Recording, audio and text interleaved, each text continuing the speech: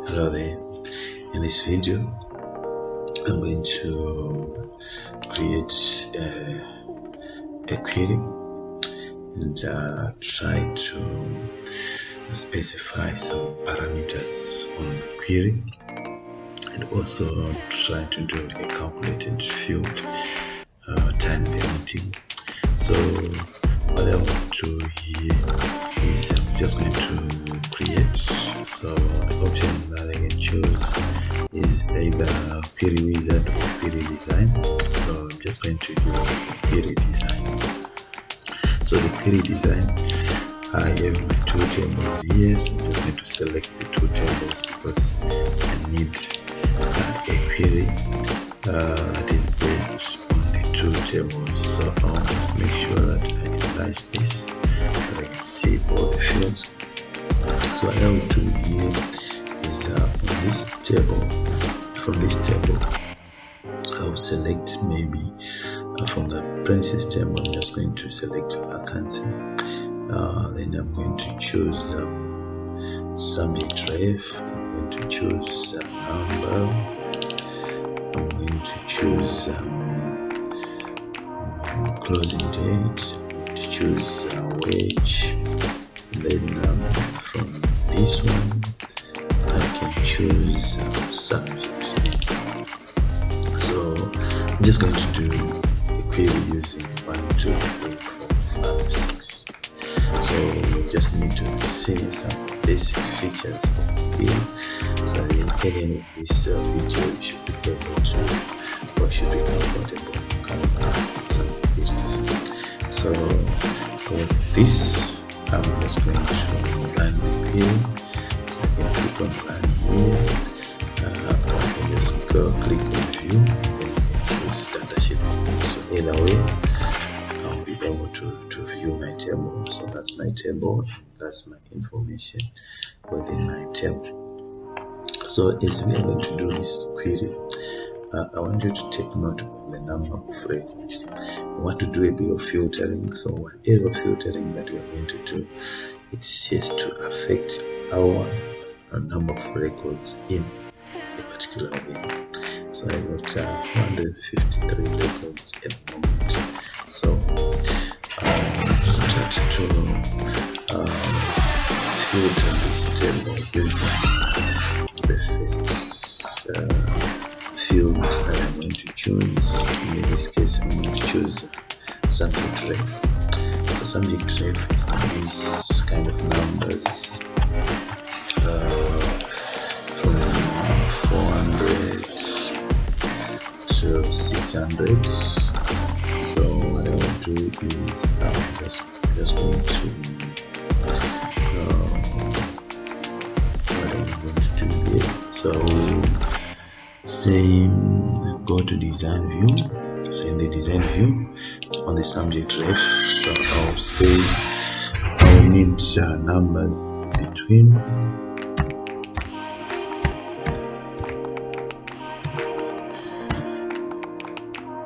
450 and 600. So between is a keyword, so it will take this number and that number inclusive. So all numbers between 450 and 600 inclusive. So I'm going to run that.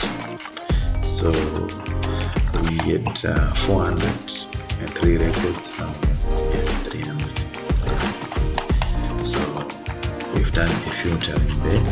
So again, we want to do another filter on this one with our 311 records. And this time I can filter using this field.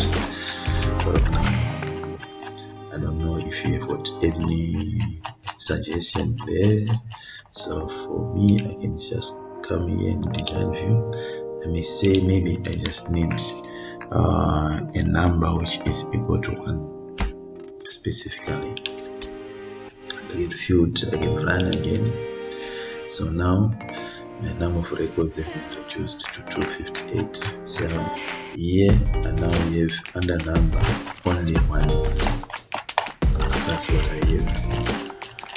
Then I can also filter using closing dates. So closing date here is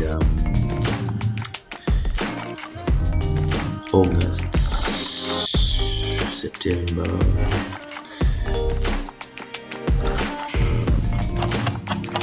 so it's like August and September, right?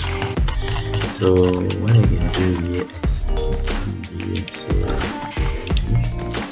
then on the closing date, maybe I can say I need only dates which are in September. So I will say greater or equal to 01/09/2018.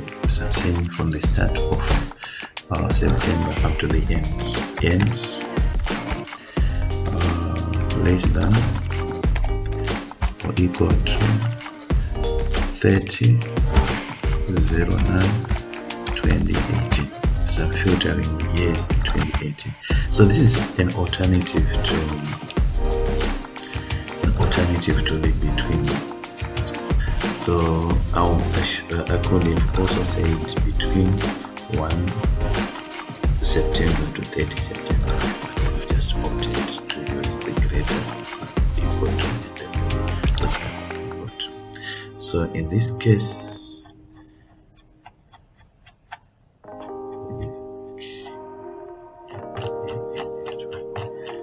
this one didn't work. Why?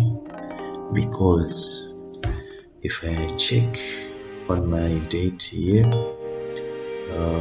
I don't have it's starting with month, then day, then year. If I go here, mine is starting with day, month here. So I will do the opposite here. So I'll put a 9 here, the month, then I'll put the day here. I'll put the day here, and I'll do the same. So I'm just changing here. So I'm going to put 30, which is then I'll put my month here.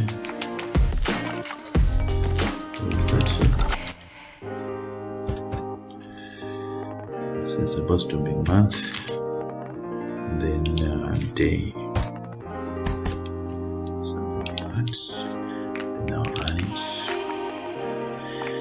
Yes, so this should work.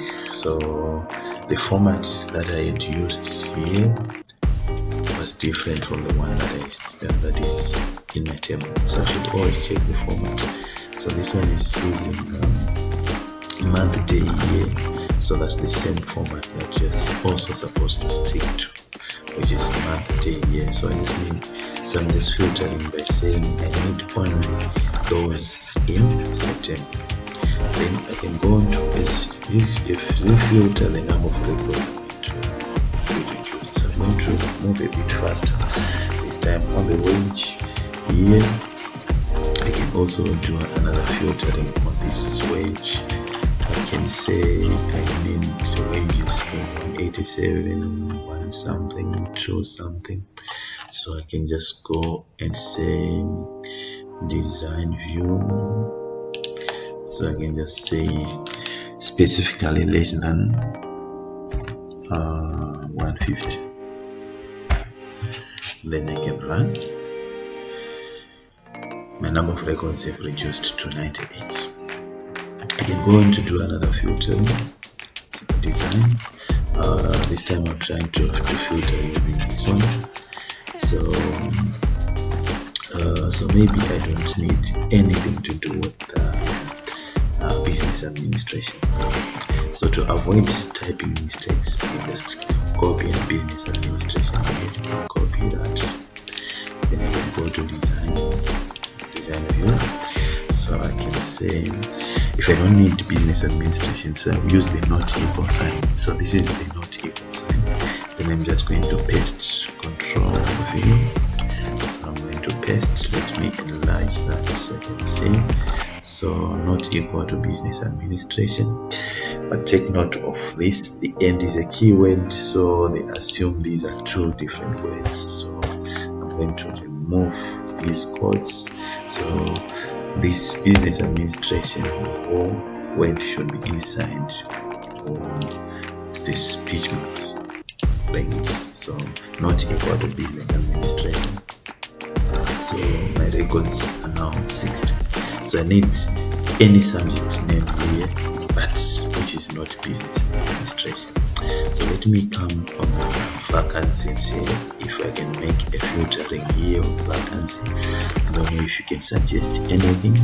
So I can come here and say I need a vacancy that ends with an E, or vacancy that starts with an E, ends with an E, or starts with an E. Or let's use ends with an E, starts with an H. So design view. So saying ending with an E, that means I'll put a wildcard. So I'll just use star. So use star E. So that's ending with an E. O. So I'll use the O keyword here. O. Ending with an starting with an H. So it will be H star. So this asterisk, the star is representing anything before E, and this one is representing anything after H. So I'm going to run it. So that's how it will show me. It will just give me O that ends with an E and O that starts with an H. I hope it's making sense. So I'll just do one more thing here on this query, and there are lots that can be covered on the query. I can't exhaust all of them, but I'm just going to design. I'll do one more thing. This time I want to do a calculated field. So I'm just going to say I need a new wage here. So then my new wage is going to be subject ref plus 50% of the wage. So I'm going to design view. So I'll reduce this, so create a new calculated field. So this I'm going to call it new wage, new underscore wage.